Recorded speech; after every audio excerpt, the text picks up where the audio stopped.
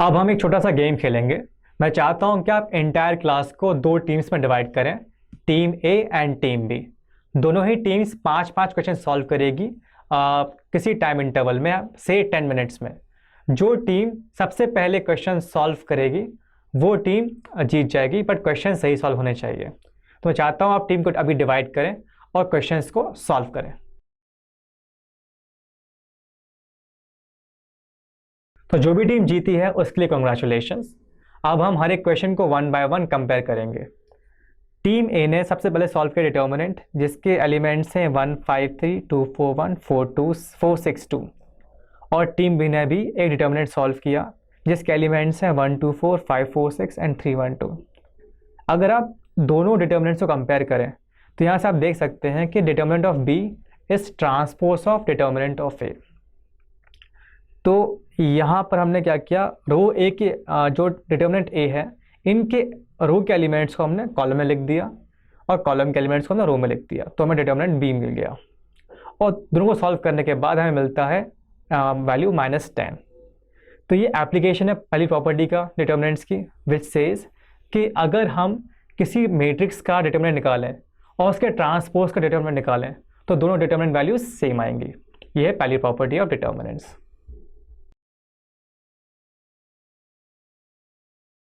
अब हम देखते हैं second question solve by team A and team B. तो टीम ए ने एक डिटर्मिनेंट सॉल्व किया और टीम बी ने भी एक डिटर्मिनेंट सॉल्व किया। टीम ए के लिए आंसर था 3 एंड टीम बी के लिए आंसर था -3। अगर आप determinant A and determinant B को कंपेयर करें आपस में तो आप यहाँ देख सकते हैं कि हमने डिटर्मिनेंट ए में रो 1 और रो 2 को आपस में इंटरचेंज कर दिया और इससे हमें डिटर्मिनेंट बी मिल गया। ये एग्जाम्पल है, ये एप्लीकेशन है सेकेंड प्रॉपर्टी का डिटर्मिनेंट की।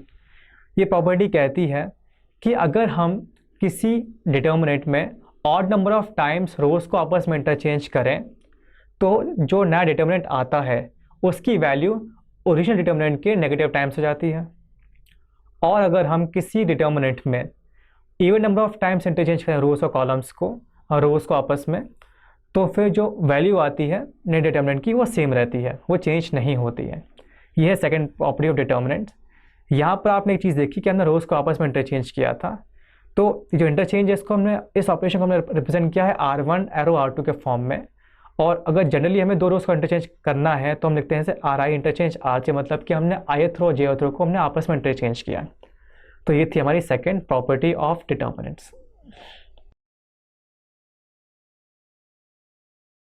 थर्ड क्वेश्चन में डिटर्मिनेंट ए के केस में first row and first column and second column के एलिमेंट्स एग्जैक्टली सेम है और डिटर्मिनेंट बी में first row and second row के एलिमेंट्स एग्जैक्टली सेम है और दोनों ही केस में डिटर्मिनेंट वैल्यू आती है 0। तो ये थर्ड प्रॉपर्टी का एप्लीकेशन है जो कहती है कि अगर किसी डिटर्मिनेंट में कोई दो रोज या दो कॉलम्स आप एग्जैक्टली सेम है तो value of determinant will be 0। इसको हम प्रूव भी कर सकते हैं यूजिंग सेकेंड प्रॉपर्टी। अगर आप फर्स्ट डिटर्मिनेंट में जो कि है डिटर्मिनेंट ए, अगर आप इसमें कॉलम 1 और कॉलम 2 को आपस में इंटरचेंज कर दें तो आपके पास आएगा determinant of A equals to minus times determinant of A, और यहाँ से मिलता है determinant of A equals to 0 and same thing is also true in case of B. तो ये था second property of determinants.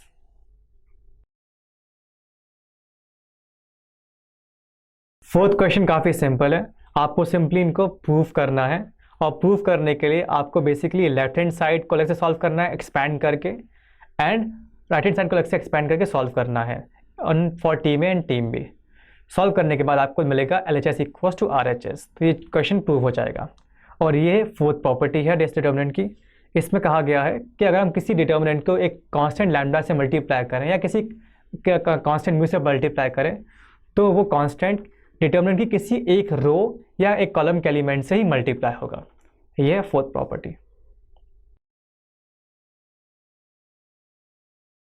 Sixth question में भी हम डिटर्मिनेंट्स को left hand side and right hand side expand करके प्रूव कर सकते हैं।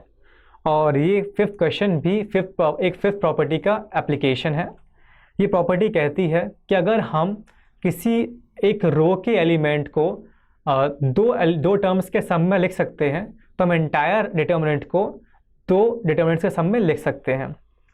तो पहले केस में जिसने जो क्वेश्चन टीम ने सॉल्व किया था, इस वाले केस में जो फर्स्ट टू के एलिमेंट्स थे इसको हमने दो टर्म्स के सम में लिखा हुआ था। इसके एलिमेंट्स है a1 plus x, b1 plus y, c1 plus Z.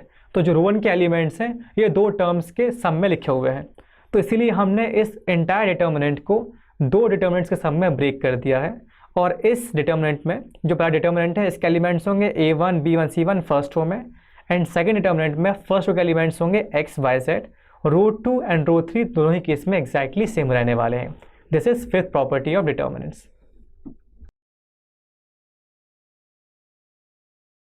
अब हम फोर्थ एंड फिफ्थ प्रॉपर्टीज को यूज करके एक और नई प्रॉपर्टी ड्राइव कर सकते हैं जिसे हम कहते हैं प्रॉपर्टी 6। मान लो हमारे पास एक डिटर्मिनेंट है a जिसके एलिमेंट्स हैं a1 b1 c1, a2 b2 c2 and a3 b3 c3। हमने इस डिटर्मिनेंट में एक रो ऑपरेशन अप्लाई किया जो कि है कि r1 plus lambda times r2, मतलब कि हमने रो 2 के एलिमेंट्स में लैम्डा मल्टीप्लाई कर दिया और रिजल्टेंट एलिमेंट्स को हमने r1 के एलिमेंट्स के साथ ऐड कर दिया। तो सिक्स प्रॉपर्टी कहती है कि ऐसा एलिमेंट्री ऑपरेशन लगाने पर डिटर्मिनेंट की वैल्यू चेंज नहीं होती है। इस प्रॉपर्टी को हम प्रूव कर सकते हैं यूजिंग प्रॉपर्टी 5। हम इस डिटर्मिनेंट को ब्रेक कर सकते हैं इन सम ऑफ टू डिटर्मिनेंट्स। तो हमारे पास जो डिटर्मिनेंट्स आ जाते हैं कुछ इस तरीके से, और जो सेकंड डिटर्मिनेंट है इसमें कांस्टेंट लैम्डा मल्टीप्लाई हो रहा है। तो फोर्थ प्रॉपर्टी यूज़ करके हम इस लैम्डा को बाहर निकाल सकते हैं। तो हमारे पास फाइनली ये डिटर्मिनेंट आ जाता है।